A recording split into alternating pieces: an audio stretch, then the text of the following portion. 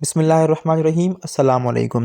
सिंध की जो हमने एक सीरीज़ स्टार्ट की है कि सिंध के बारे में जितनी भी मालूमात हमसे टेस्ट में और इंटरव्यू में भी पूछी जा सकती है, उसकी हमने पीछे सीरीज़ स्टार्ट की है। उसका आज मेरे ख्याल से लेक्चर नंबर 4 है। तो चलिए सिंध के बारे में इम्पोर्टेंट मालूमात मज़ीद देखते हैं और चलिए शुरू करते हैं। सबसे पहला क्वेश्चन है, बैटल ऑफ मियानी वाज फाट इन विच ईयर, जिसको हम सिंधी में बैटल ऑफ मियानी बुलाते हैं। ठीक है, तो उसका सही ऑप्शन है ऑप्शन बी, 1843 में ये जंग लड़ी गई थी, बैटल ऑफ मियानी। अगर आपसे एग्जैक्ट डेट पूछे तो 17 फरवरी 1843 में। बेसिकली इसके बाद जो है वो सिंध को कॉन्कर किया था ब्रिटिशर्स ने। ठीक है, और ये भी सवाल आपसे पूछ सकता है कि ब्रिटिश ने सिंध को कब कॉन्कर किया था? 1843 में। ठीक है, किसको शिकस्त देकर जो है वो कॉन्कर किया था? टालपुरों को, जिसको हम मीर भी बुलाते हैं।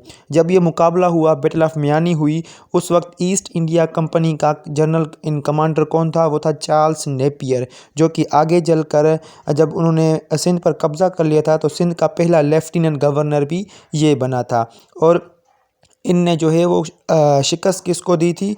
इन्होंने मीर नसीर खान टालपुर को जो है वो शिकस्त दी थी। चार्ल्स जेम्स नेपियर सूबों के ऊपर लेफ्टिनेंट गवर्नर हुआ करता था, और जो इन जनरल हुआ करता था वो था गवर्नर जनरल, और जो उससे भी ऊपर अथॉरिटी होती थी वो क्या होती थी? सेक्रेटरी ऑफ स्टेट होता था।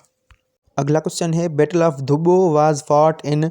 ठीक है, बैटल ऑफ धुबो या इसको हम बुलाते हैं बैटल ऑफ हैदराबाद। ठीक है, ये एक डिसाइसिव बैटल हुई थी, उसी टाइम में ही हुई थी, लेकिन बस 1 महीना बाद ही ये डिसाइसिव बैटल लड़ी गई थी। तो कब लड़ी गई थी? उसका सही ऑप्शन है ऑप्शन ए, ये भी 1843 में लड़ी गई थी, लेकिन डेट चेंज है, वो 17 फरवरी था, और ये है 24 मार्च 1843।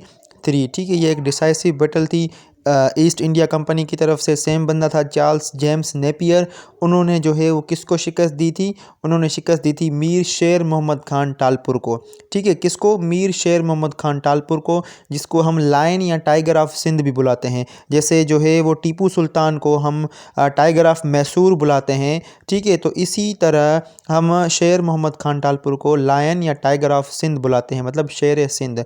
इसको शिकस्त दी थी, और इसके साथ एक और बंदा था जो कि सिंध में बड़ा मशहूर है, होश मोहम्मद शीदी, जिसका एक स्लोगान जो है वो बड़ा मशहूर हुआ था। जैसे नवाज शरीफ का स्लोगान है, वोट को इज़्ज़त दो। इमरान खान का है, तब्दीली आएगी। पीपल्स पार्टी का है जो है वो रोटी कपड़ा और मकान। इसका जो है क्या था? मरसूं मरसूं सिंध न देसूं। सिंध पर 1843 में कब्ज़ा करके फिर उसको बॉम्बे प्रेसिडेंसी का लेटर ऑन हिस्सा बना दिया गया था। फिर अगेन जो है 1935 गवर्नमेंट ऑफ इंडिया एक्ट के तहत 1936 में 1 अप्रैल 1936 में बॉम्बे प्रेसिडेंसी से अलग करके सिंध को एक नया सूबा बना दिया गया था। ठीक है, अगला सवाल भी हमारे पास आ गया है कि Mohenjodaro was recognised by UNESCO world heritage site in. तो इसको कब रिकॉग्नाइज किया गया था? मोहनजोदड़ो लाड़काना में है, तो उसका सही ऑप्शन है ऑप्शन बी, 1980 में जो है इसको यूनेस्को का पार्ट बना दिया गया था। बेसिकली ये वर्ल्ड हेरिटेज साइट का जब पार्ट बनते हैं तो इनके फंड्स आते हैं यूनेस्को की तरफ से। एक और जो है टेक्सला पंजाब में, उसको भी 1980 में यूनेस्को में ऐड किया गया था। और जो है वो तख्तबाई में बुद्धिस्ट र्यून्स हैं, और उसके नेबरिंग जो सिटीज़ में थोड़े बहुत रिमेन्स हैं, उनको भी जो है वो रिकॉग्नाइज किया गया था यूनेस्को में। अगला क्वेश्चन है, Makli graveyard of Thatta district was recognised by UNESCO world heritage site in. तो इसको कब रिकॉग्नाइज किया गया था? उसका सही ऑप्शन है ऑप्शन ए, 1981 में। ये सवाल बड़े ही रिपीटेड हैं, ये सवाल आप लाजमी याद कर लें।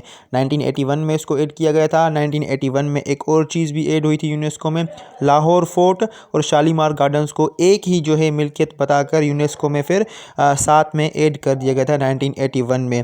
एक है रोहतास फोर्ट झेलम में, बड़ा ही खूबसूरत जो है वो फोर्ट है रोहतास फोर्ट, जिसको किसने बनाया था? अफगान किंग शेर शाह सूरी ने।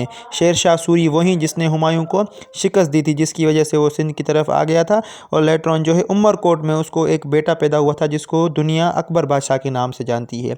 तो शेर शाह सूरी ने ये रोहतास फोर्ट बनाया था। यह बेसिकली एक मिलिट्री आर्किटेक्चर है, और इसको कब जो है ऐड किया गया था यूनेस्को में? इसको ऐड किया गया था 1997 में।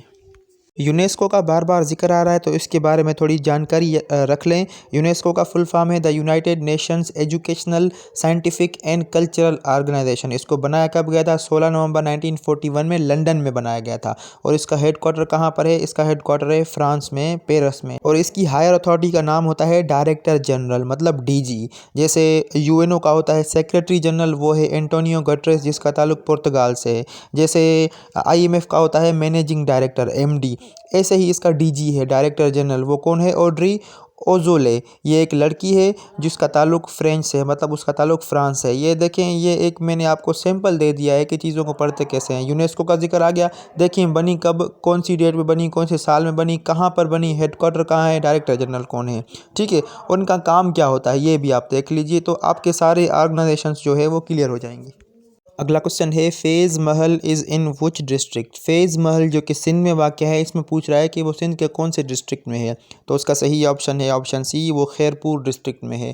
खैरपुर और मीरपुर ख़ास में लोग काफ़ी कंफ्यूज होते हैं। मीरपुर ख़ास आप हैदराबाद से आगे जाएंगे तो एक डिवीज़न है, ठीक है, जिसमें फिर आगे हम चले जाएंगे, फिर सांगड़ आएगा, फिर उमरकोट आएगा, या आगे हम चले जाएंगे फिर मिट्टी वगैरह, मतलब वहाँ से उमरकोट से अगर हम घूम के आएंगे तो मिट्टी, और आगे ये जो सारे जो है वो कौन से डिवीज़न में है? सक्खर में है। आपसे डिवीज़न भी पूछ सकते हैं, डिस्ट्रिक्ट भी पूछ सकते हैं। अगर सवाल आ जाए कि फैज़ महल बनवाया किसने था, ये बनवाया था मीर सोराब खान ने, ठीक है। मीर सोराब खान ने कब बनवाया था? 1798 में। अगला क्वेश्चन है Kot Diji fort is in which district. ये फोर्ट कहाँ पर है, कौन से डिस्ट्रिक्ट में है? बड़ा ही मशहूर जो है वो हमारे पास ये फोर्ट है। उसका सही ऑप्शन है ऑप्शन ए, ये भी खैरपुर जो है वो डिस्ट्रिक्ट में है। और इसको किसने बनवाया था? इसको भी मीर सोराब खान ने बनवाया था। एक और फोर्ट है जो कि मैंने आपको बताया था, जामशोरी डिस्ट्रिक्ट में आता है, रनी कोट फोर्ट, जिसको the great wall of Sindh भी बुलाते हैं, ठीक है। तो वो पाकिस्तान का और सिंध का लार्जेस्ट फोर्ट है। अगला क्वेश्चन है Sindh Madressatul Islam university was built in. Sindh Madressatul Islam university को कब बनाया गया था? तो उसका सही ऑप्शन है ऑप्शन बी, 1885 में इसको बनाया गया था। सवाल आ जाए कि उसको कौन सी सिटी में बनाया गया था, तो आप सबको पता है कि उसको कराची में बनाया गया था। सिंध पब्लिक के मेरे ख्याल में टाउन ऑफिसर या म्यूनसिपल ऑफिसर वाली टेस्ट में आया था कि 1885 में कराची में सिंध मदरसतुल इस्लाम को बनाया गया था। लेकिन वो बनाया किसने था? तो वो बनाया था हसन अली आफंदी ने। 1885 का जिक्र आ गया तो मेरे जहन में ख्याल आ गया कि वो भी आपको बता दूं, 1885 में। 1885 में क्या हुआ?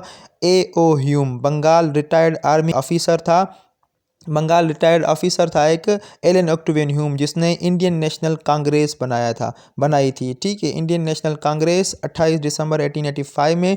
बेसिकली उसका मतलब था कि एक सोशल ऑर्गेनाइजेशन में बना रहा हूँ। लेकिन फिर लॉर्ड डफरिन जो कि उस वक्त के क्या थे, वो थे वाइसराय ऑफ इंडिया, जिसने जो है वो एलन ऑक्टेवियन ह्यूम को कहा कि आप इसको पॉलिटिकल ऑर्गेनाइजेशन बनाएं, ताकि हमें पता चले हम जिस कदर रूल कर रहे हैं, पॉलिसीज़ बना रहे हैं, उसका हमारे जो इंडियंस पर कौन सा असर पड़ रहा है और उनका रिएक्शन क्या है, ठीक है। मतलब एक सेफ्टी वाल्व की तरह काम कर रही थी इंडियन नेशनल कांग्रेस। तो ये थी आज की वीडियो। उम्मीद करता हूँ ये वीडियो आपको पसंद भी आएगी और आपके काम भी आएगी। अगर वीडियो आपको पसंद आई हो, सिंध के बारे में जितनी मैंने मालूमात पीछे दी है और अभी इस वीडियो में दी है, तो वीडियो को लाइक लाजमी कर दिया करें, चैनल को सब्सक्राइब कर दिए। और मिलते हैं अगली वीडियो में, तब तक के लिए अपना बहुत सारा ख्याल रखिए, मुझे दुआ में याद रखिए। अल्लाह हाफिज़।